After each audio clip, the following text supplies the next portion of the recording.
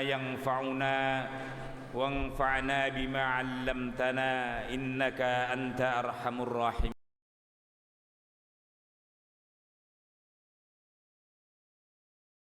مشايخنا الكرماء بالخصوص سماحة الشيخ Khalil Ibrahim Al-Ubaidi wa Samahatu Syekh Abdullah Mahmud Al-Abbasi Al-Fikri, segenap Dewan Mudir Pesantren Tahfidz Al-Kaukab yang kami muliakan, Ketua Komite sekaligus segenap pengurus Komite Madrasah Pesantren Tahfidz Al-Kaukab yang kami hormati, seluruh Dewan Asatidz dan Ustadzah, dan tentunya segenap wali santri, bapak ibu, ayah bunda, semua yang hadir maupun mungkin masih sebagian ada yang OTW. Kiranya semoga semua yang hadir senantiasa diberikan istiqomah oleh Allah, disirami rahmah dan keberkahan oleh Allah Subhanahu wa taala. Anak-anakku sekalian semuanya, baik banin maupun banat, yang ganteng, yang salih dan salihah, yang saya banggakan, saya cintai semua. Tampaknya suasananya sudah agak cukup panjang mendengarkan sambutan. Kalau saya langsung kajian kitab mungkin rada jenuh nih. Maka silahkan dibuka dulu sholawatannya dan bacaan doa yang biasa kita awali dan kita buka bersama taklim kita, agar kita dibukakan oleh Allah akal fikiran dan hati kita untuk menerima ilmunya, menerima nasihat-nasihatnya melalui hadis-hadis baginda Rasulullah sallallahu alaihi wasallam yang akan kami sampaikan ini. Ibu-ibu sudah siap membaca salawat? Siap apa setengah siap? Yang belakang Bu. Bu ya? Buaya? Kok buaya? Ya Bu ya. Yang depan siap, yang belakang siap, bapak-bapak juga siap semuanya, supaya ngusir ngantuk dan setan kita yang ganggu saat taklim datang ini. Baca salawat, baca doa, insya Allah setannya lari ke birit-birit. Yang tidak baca doa, setannya insya Allah biasanya langsung netep di mata kita ini. Mari kita baca dulu ya, sekaligus kita hayati maknanya. Salawat sekaligus doa. Bismillahirrahmanirrahim. Ya Rasulullah, salamun alaik, ya rafi'a sya'ni wa daraji, adfatan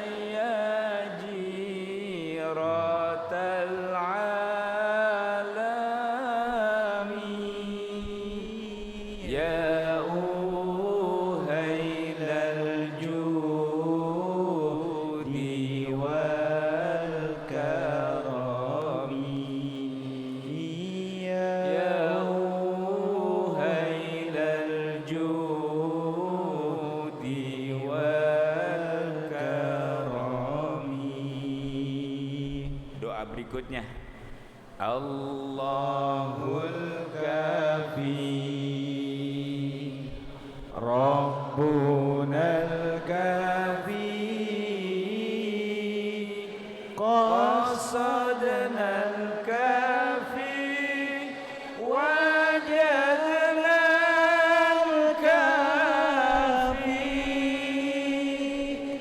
Likulli Kafi, Kafanal Kafi, Wa ni'mal Kafi, Alhamdulillah, Wa ni'mal Kafi, Alhamdulillah. Lanjutannya, Hasbunallahu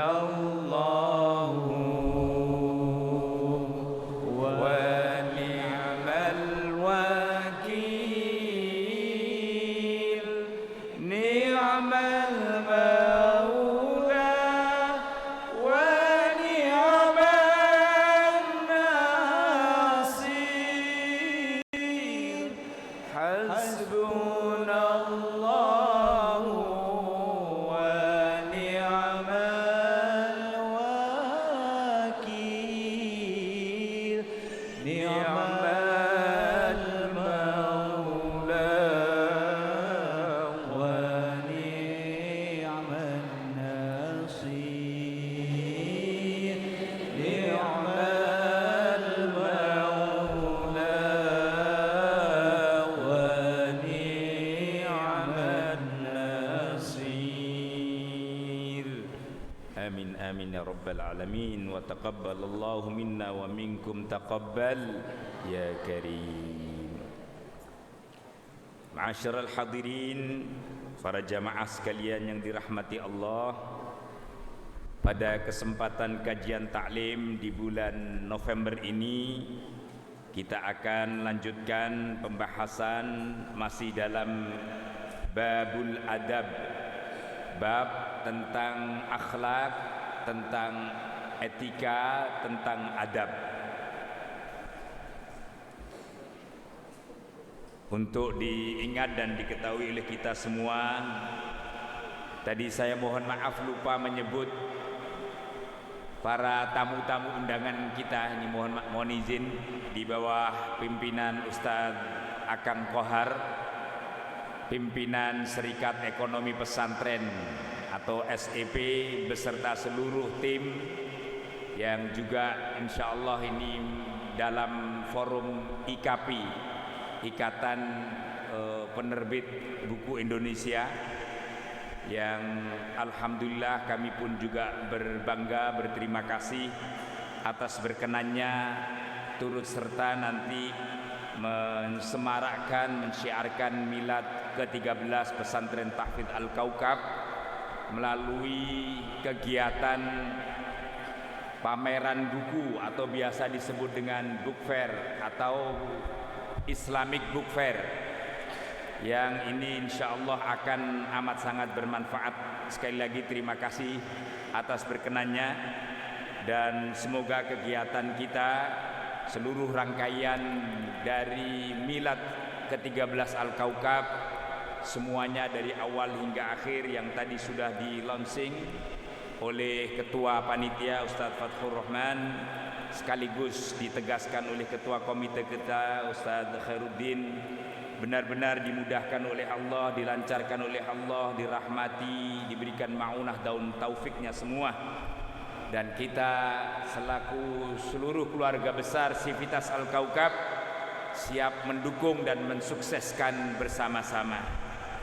Siap mendukung dan mensukseskan ibu-ibu, bapak-bapak. Tadi saya sudah pegangin janjinya Ketua Komite, lebih baik mensukseskan dengan cara infak yang banyak tapi ikhlas daripada infaknya kecil tapi gerendul.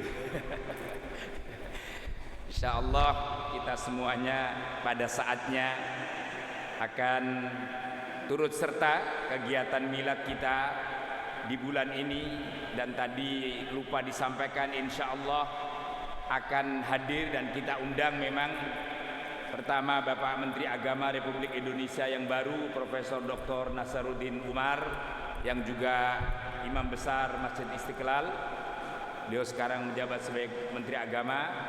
Kita juga undang dua Menteri Agama sekaligus, yaitu Bapak Lukman Hakim Saifuddin dan Sayyid Aqil Munawwar Al-Husain. Tentu kita juga undang ulama yang sangat karismatik dari Jawa Tengah, dari Purworejo, Berjan Purworejo, Al-Mukarram Simbah Kiai Haji Ahmad Halwani, Ketua Umum Tariqah Naqsbandiyah An-Nahdiyah. Insyaallah para tokoh-tokoh nasional juga kita harapkan untuk berkenan hadir memenuhi undangan kami di puncak acara Milad ke-13 Al-Kaukab. Hadirin Bapak Ibu sekalian, waktu kita tidak begitu panjang, hanya sekitar 45 menit ke depan. Insya Allah sekitar 30-an menit, semoga cukup. Kali kita nanti lanjutkan dengan dialog dan tanya jawab. Mungkin kalau masyaikhna Syekh Khalil maupun Syekh Abdullah ada tambahan, kami persilahkan. Bapak Ibu kalau nanti ada pertanyaan-pertanyaan, monggo dipersilahkan di akhir sesi ini. Zuhur kita jam 11.42 ya, kalau saya tidak salah. Jadi karena itu jam malah lebih cepat lagi, lebih maju lagi, jam 11.38. Berarti jam 11.30 nanti kita sudahi dan kemudian kita akan teruskan dengan tanya jawab. Sudah siap Bapak Ibu semuanya? Bismillah. Santri-santri, banin, banat, bukunya tolong dipegang, pendengarannya tolong disiapkan, disimak dengan baik-baik, dan silakan dirangkum dengan sebaiknya, karena insya Allah rangkuman yang terbaik menurut panitia bulan depan akan mendapatkan door prize. Jamaah yang ada rangkuman menurut informasi panitia juga bulan depan akan diumumkan. Maka yang sudah bawa buku alhamdulillah ini bulan depan akan diumumkan door prize-nya, tidak tanggung-tanggung dari jamaah. Akan ada hadiah door prize ibadah umroh, tapi dengan biaya sendiri. Ini gara-garanya Ustadz Fathur ini, masa kasih hadiah umroh pakai dengan biaya sendiri katanya. Kami hanya siap mendampingi kata Ustadz Fathur.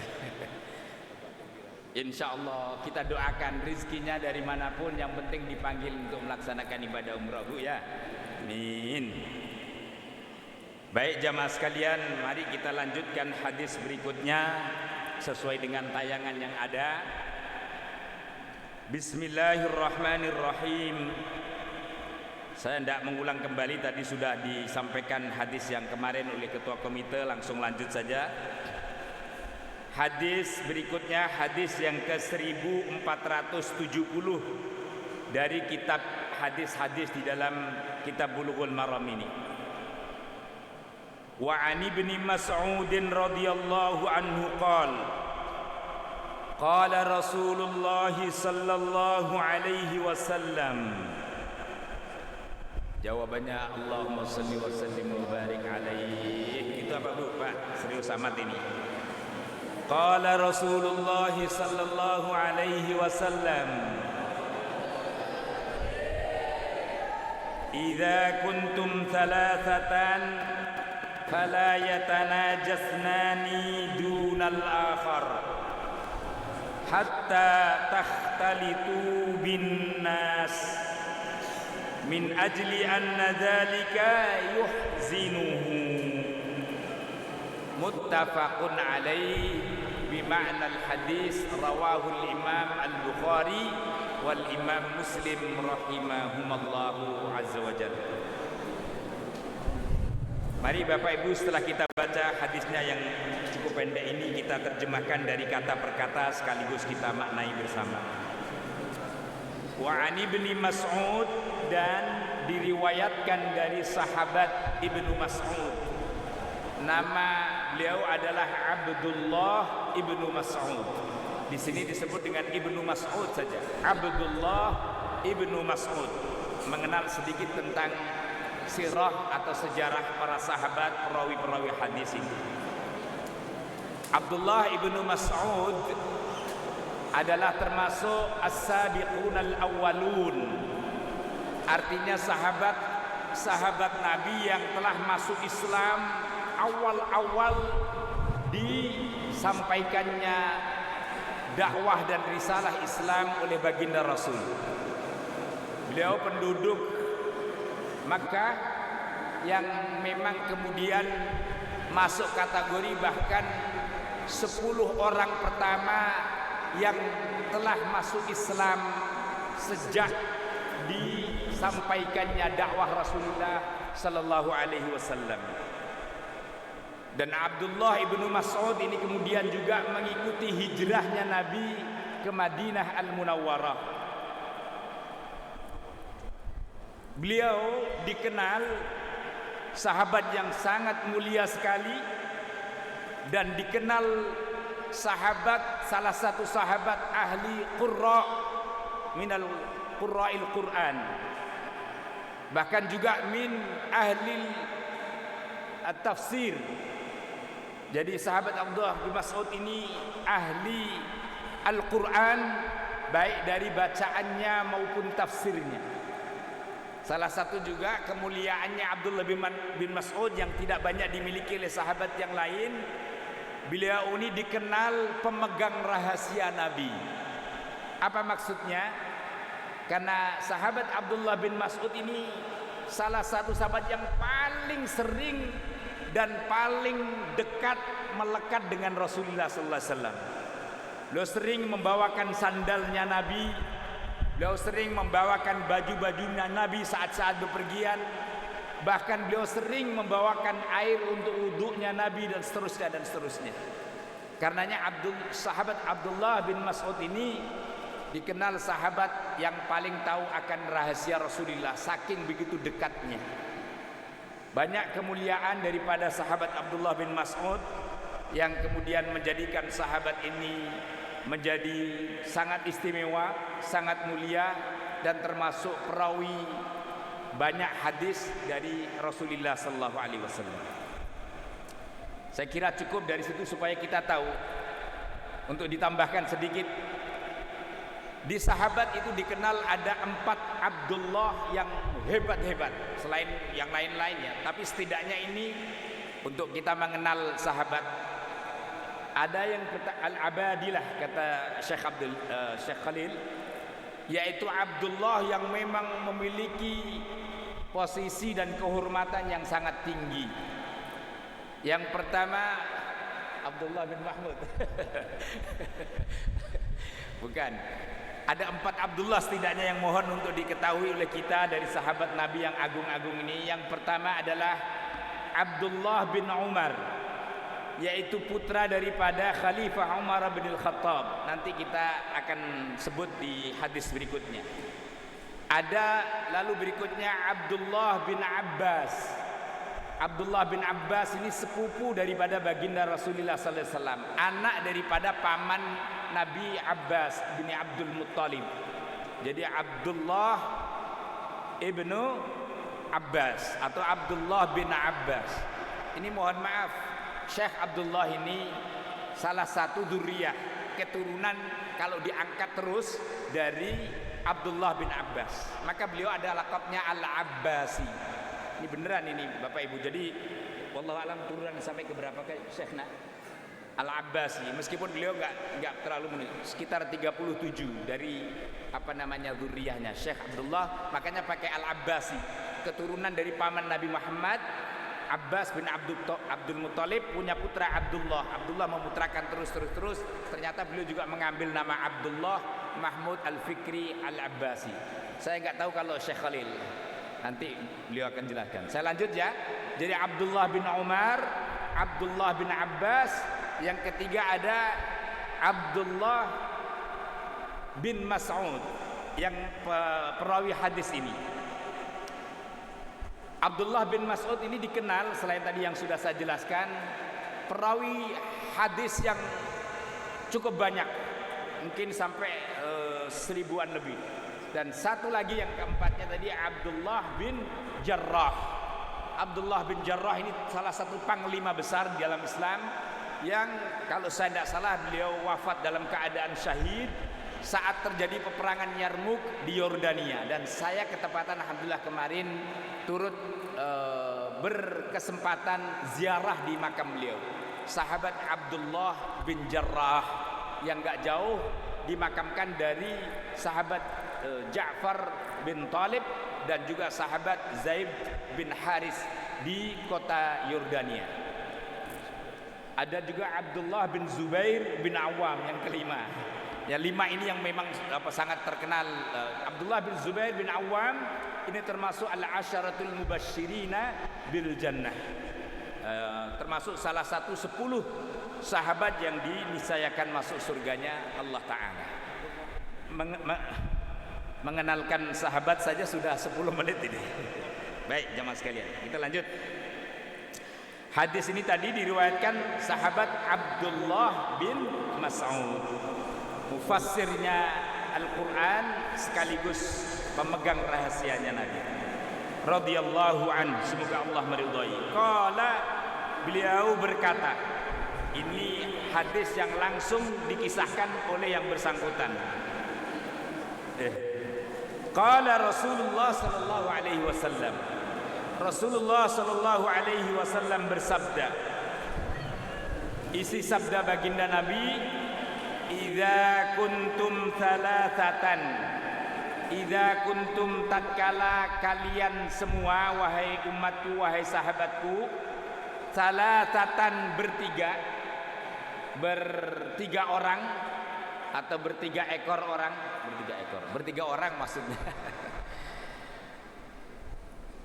Maka kata Nabi, fala yatanaja, janganlah kalian berbisik-bisik, isnani, dua di antara tiga orang tadi, dunal akhari, tanpa melibatkan yang lain.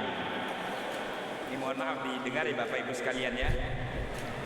Ini adabnya, dan ini kaitannya adab majelis taklim, majelis perkumpulan dan seterusnya.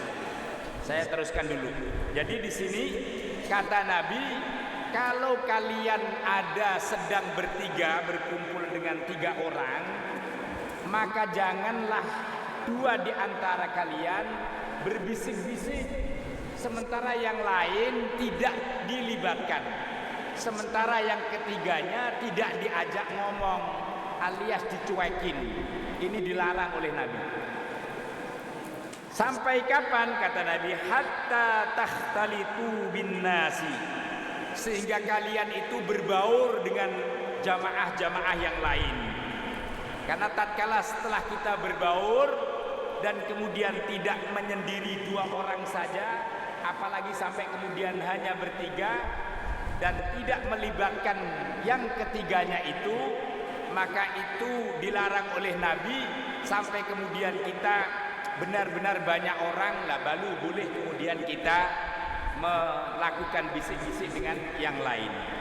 Kenapa alasannya? Ini hadis menjelaskan, min ajli dzalika, karena oleh sebab kita berdua tadi berbisik tanpa melibatkan yang ketiganya, yuhzinuhu, dapat membuat rasa sedih, rasa prihatin, rasa tersinggung dari yang ketiganya ini. Hadis riwayat Imam Bukhari dan Imam Muslim. Bu, ngikutin apa ngikutin ini? Bapak-bapak senyum-senyum doang ini kira-kira paham apa paham? Ini atau setengah paham? Nanti ditambahkan Syekh Abdullah, saya menjelaskan secara umum. Inilah salah satu adab, akhlak saat kita berkumpul dengan orang. Intisari dari hadis ini adalah jangan sampai kita membuat ketersinggungan perasaan kepada orang lain, apalagi sampai menyakiti orang lain. Tersinggung saja tidak boleh, apalagi nyakitin. Bu, bayangin kalau misalnya kita bertiga contohnya, atau mungkin berlima, atau ya sepadan dengan itulah. Intinya lalu kemudian kita membuat bisik-bisik, misalnya berlima, sementara berempat itu kemudian kompak, berbisik, berbicara, bermusyawarah, yang satunya dicuekin. Dan ketepatan yang dicuekin ini ibu-ibu atau bapak-bapak, perasaan ibu bapak kira-kira kayak apa? Tersinggung kan? Tersinggung? Singgung pasti, normal itu. Saya pun mohon maaf, kalau misalnya ada 2-4 orang bicara dan saya sama sekali diajak ngomong, gua tandain gitu. Maksudnya kira-kira gitu. Balas gue. Nanti tandain. Makanya Nabi melarang itu. pasti nanti menimbulkan kecemburuan dan ketersinggungan yang lain.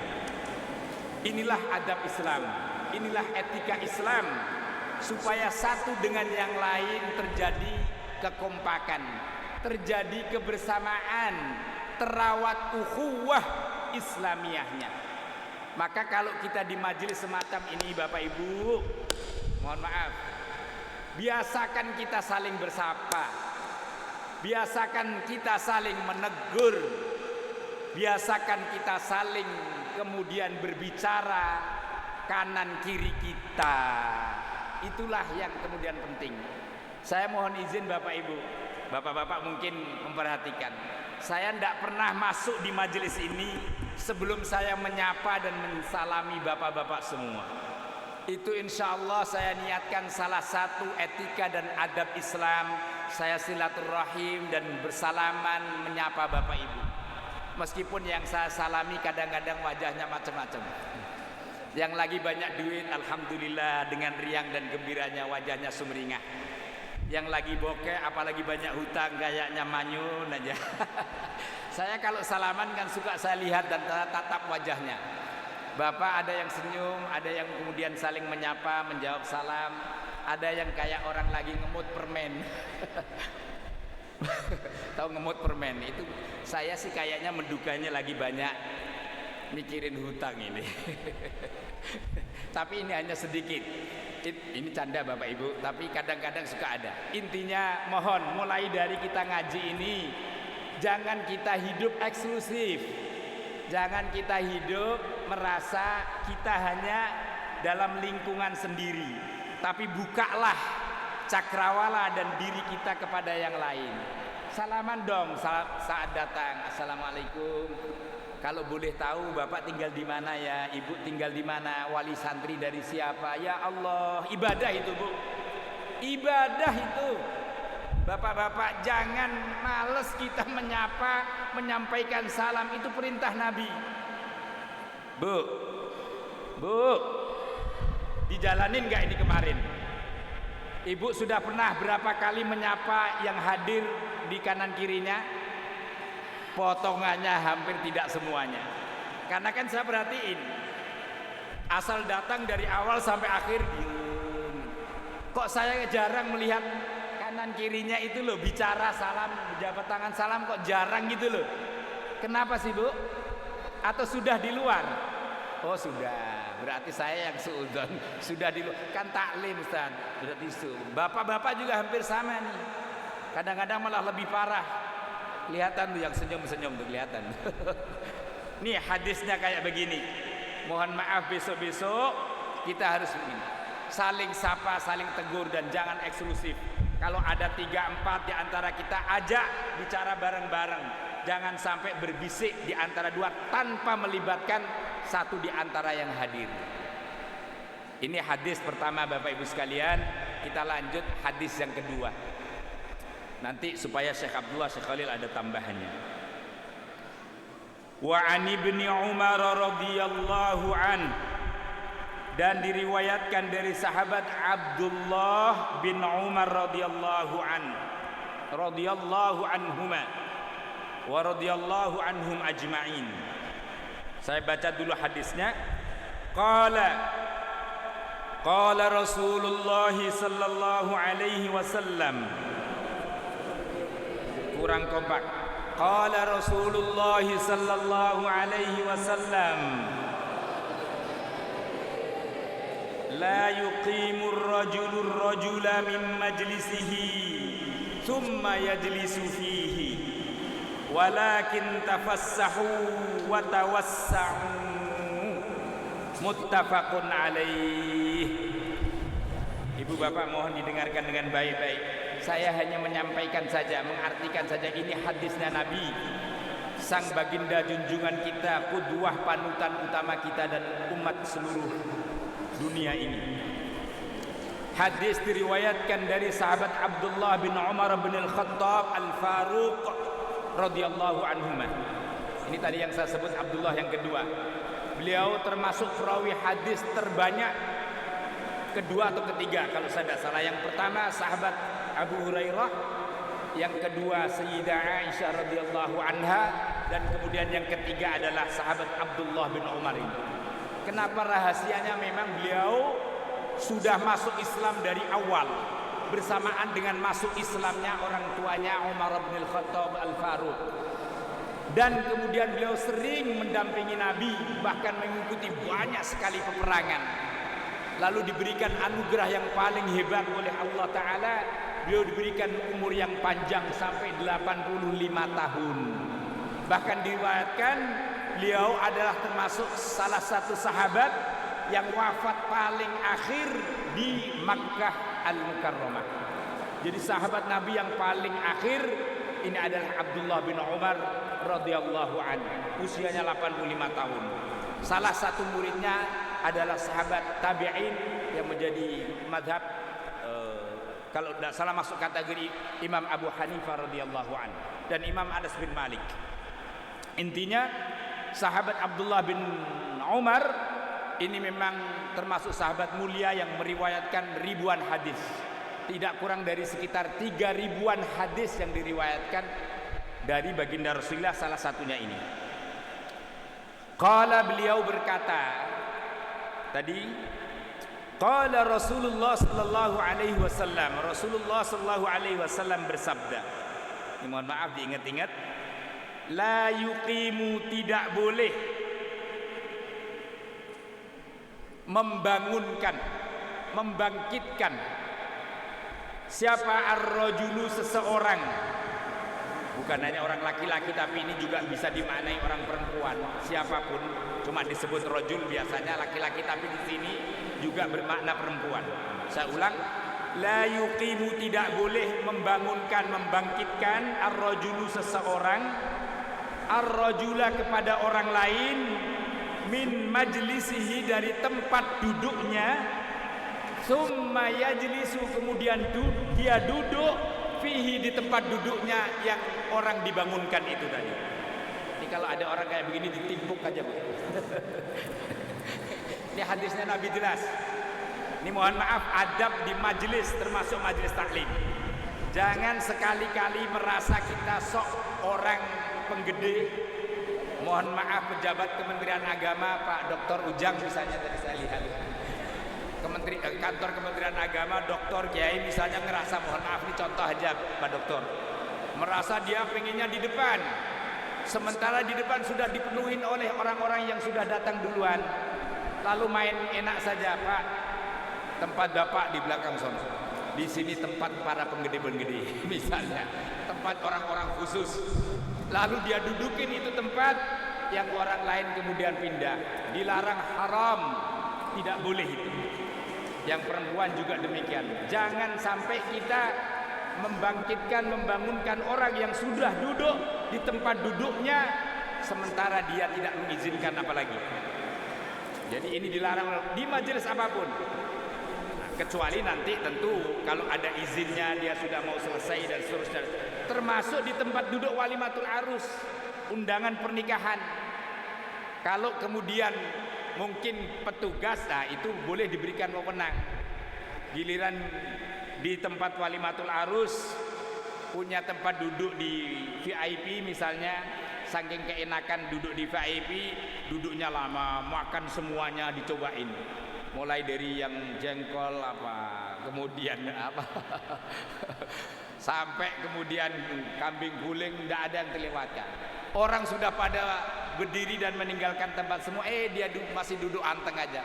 Lah orang model kayak begini itu oleh petugas sah untuk diusir ini. Lah kan ada gantian, kita juga harus tahu diri.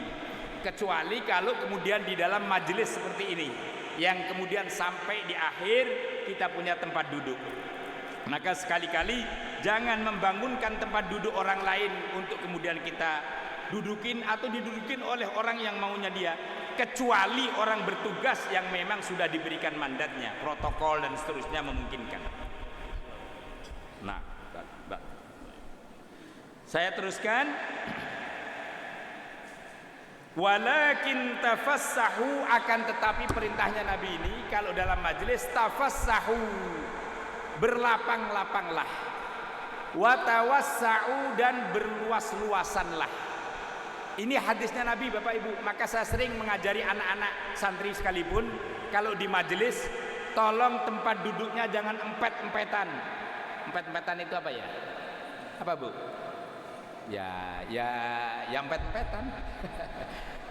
Berdeket-deketan banget sehingga membuat gerah, membuat orang untuk susah bergerak dan seterusnya. Susah untuk nulis dan semacamnya. Kalau anak-anak santri biasanya saya berikan adabnya majelis. Ini alhamdulillah Bapak Ibu cukup sedang lah. Tapi juga jangan lalu kemudian longgar banget sehingga kemudian membuat orang lain di luar kesulitan untuk memanfaatkan.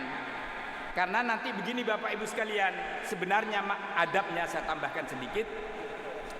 Orang yang duduk di antara dua orang itu memang sebaiknya jangan lalu kita menduduki di antara dua-duanya ini, kecuali atas izinnya. Karena itu kalau kita duduk di antara teman, di antara yang ada, usahakan yang sedang. Soalnya kalau kemudian dia melebar agak luas, pasti nanti ada orang lain yang kepingin mendudukinya. Itu tidak salah yang menduduki, sementara kita kadang-kadang bisa jadi pengen berdekatan atau ngobrol dengan teman yang awal tadi. Karena itu usahakan ini mulai dari sekarang adabnya, etikanya. Sekaligus saya ingatkan Bapak Ibu di majelis ini, mohon yang hadir awal silahkan menempati tempat duduk di awal sebagaimana sholat. Shaf awal bagi yang datang awal. Tidak ada perbedaan di sini. Karena itu mohon untuk tidak sungkan-sungkan, tidak malu-malu menempati tempat duduk awal dengan tertib, dengan memberikan keleluasaan kepada yang lain untuk duduk. Ini kata Rasul, tawassa'u, berlapang-lapanglah dan berluas-luasan, dalam pengertian jangan empet-empetan. Ini sedang ini kayak gini nih. Ya seperti kayak gini sedang, kalau kemudian kita kan rasanya enak. Coba kalau empet-empetan. Mohon maaf sudah gitu dari rumah pas ketepatan nggak pakai parfum lagi. Udah gitu bajunya 3 hari nggak kecuci. Nah, bau sengat dan acemnya nggak karu-karuan, kan mengganggu sekali. Ini salah satu, mohon izin, ini tidak di dalam hadis tapi ada hadis yang lain, nanti mungkin Syekh Abdullah atau Syekh Khalil menambahkan. Adabnya di majelis itu adalah sebaiknya memakai wewangian dengan bau yang harum, tapi jangan norak. Termasuk perempuan kadang-kadang norak banget, mentang-mentang punya parfum Belgia lalu disemprot semuanya, baunya dari 100 meter sampai ke bawah semua. Norak itu namanya norak. Mohon maaf. Karena itu Nabi melarang keras umatnya masuk di dalam masjidnya bagi mereka yang baunya tidak sedap. Termasuk mohon maaf bau mulutnya. Orang yang habis makan bawang saja oleh Nabi dimakruhkan untuk langsung ke musola. Apalagi habis makan jengkol. Apalagi habis makan pete. Termasuk yang habis ngerokok. Nah ini yang di sono, di sini alhamdulillah dilarang rokok. Nih inget-inget Bapak Ibu, kalau mau ke majelis pastikan baju kita rapi, baju kita pantas. Yang nggak punya Rexona minimal bedak apa itu? BBK. Ibu pengalaman, ibunya Azril. Pengalaman. Ditambahlah parfum ya Pak. Pak, ada parfum nggak? Saya ini alhamdulillah juga selalu. Ini kan memang hadisnya Nabi. Kita kalau nggak ada yang bawa, berikan yang lain. Sunnahnya begitu supaya enak, nyaman. Termasuk dikasih apa ini tadi? Bukur ini apa namanya kayak ini? Bukan apa? Dupa. Buhur ya, buhur. Ya itu tadi. Maksudnya bukan kalau untuk di dukun lain itu ngundang jin ya. Enggak sih. Ini semata-mata supaya ada bau yang harum, yang enak. Karenanya itu ini buhur dupa itu dikasih apa ramuan yang memang kayu-kayu dupa yang harum supaya apa asapnya kemana-mana dan kemudian terasa harum majelis yang kita tempatin ini. Karena pada dasarnya hadis Nabi Shallallahu Alaihi Wasallam menegaskan supaya di majelis yang kita lakukan selain tempatnya itu tidak empet-empetan, suasanakan yang riang, yang bahagia, yang orang senang, yang nyaman dan seterusnya. Dengan apa? Kehadiran kita itu tidak mengganggu kepada yang lain. Hadirin jamaah sekalian, inilah dua hadis yang menjadi kajian kita pada inti adab al-majlis, etika dan akhlak di dalam majlis. Majlis itu tempat pertemuan orang banyak, maka diantaranya dua hadis ini. Insyaallah hadis-hadis berikutnya masih kita baca, dan oleh karena itu saya persilakan Syekh Khalil Syekh Khalil wa Syekh Abdullah. Syekh Khalil awalan 5 دقائق تفضل يا شيخنا. آداب المجلس إذا دخل الأب الولد يقوم، هذا رقم واحد. بعدين itu Ustaz. 5 دقائق تفضل يا شيخ. الحمد لله والصلاة والسلام على رسول الله وعلى آله وصحبه وسلم. أتكلم باللغة العربية. تفضل على ما شئتم، أنا بعدين. هنالك 8 أجناس يجب على الجالس أن يقوم ويجلس بدله. أولا إذا دخل الوالد الابن يقوم، هذا واجب. 2 إذا دخل الأخ الكبير الأخ الصغير يقوم. 3 إذا دخلت امرأة الرجل يقوم. Badin 3. Jadi Bapak Ibu, salah satu di antara adab juga saat melakukan pertemuan, beliau sampaikan, dan ini sifatnya kewajiban, yaitu pertama tatkala ada orang tua masuk menemui anak-anak kita, anak-anak yang sedang tidur atau duduk, wajib untuk berdiri menyambut kedatangan orang tuanya. Yang kedua, wajib kita juga menyambut kalau ada yang lebih tua, saudara-saudara tua kita, sementara kita yang lebih muda, maka wajib juga kita menyambut berdiri atas kehadirannya. Kemudian yang ketiga adalah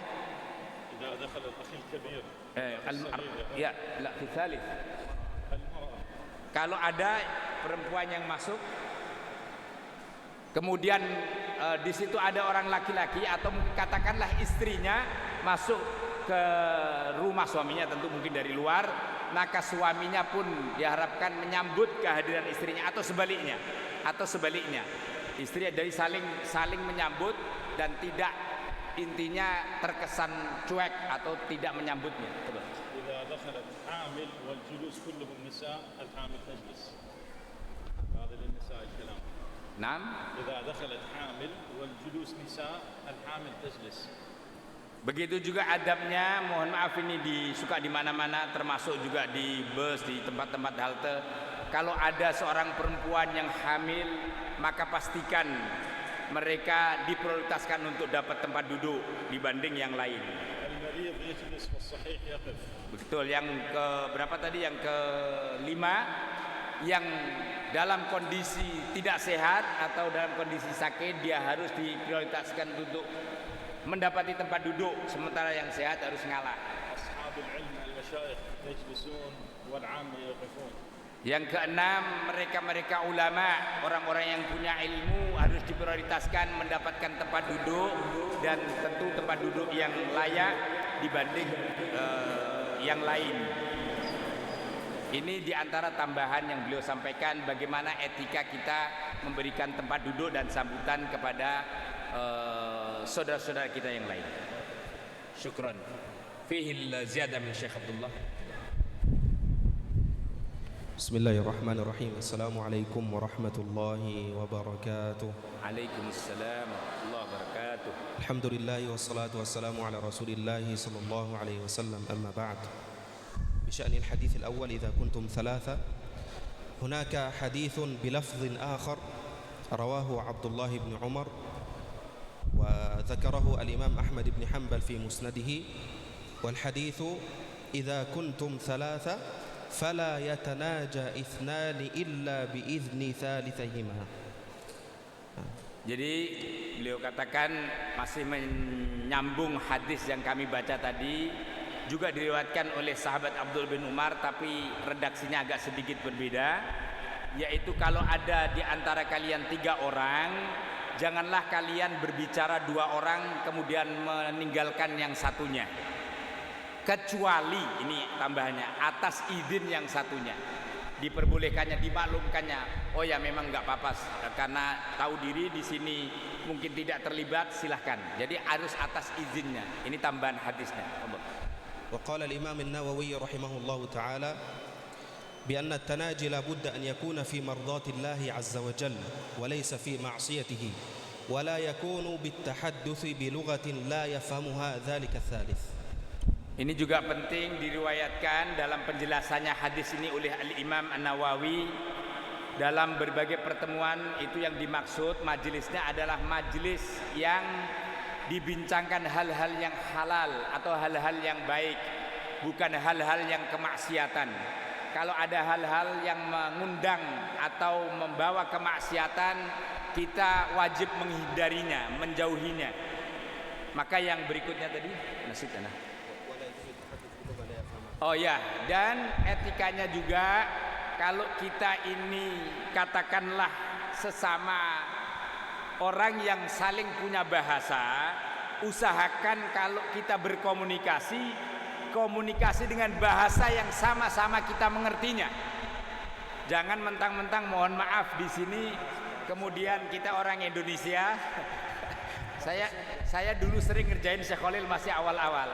Saya kerjain dengan Ustadz Sirot ini, pakai bahasa Indonesia. Lalu beliau kan nggak paham. Lalu kemudian beliau iya aja, padahal sebenarnya itu ngomongin Syekh Khalil.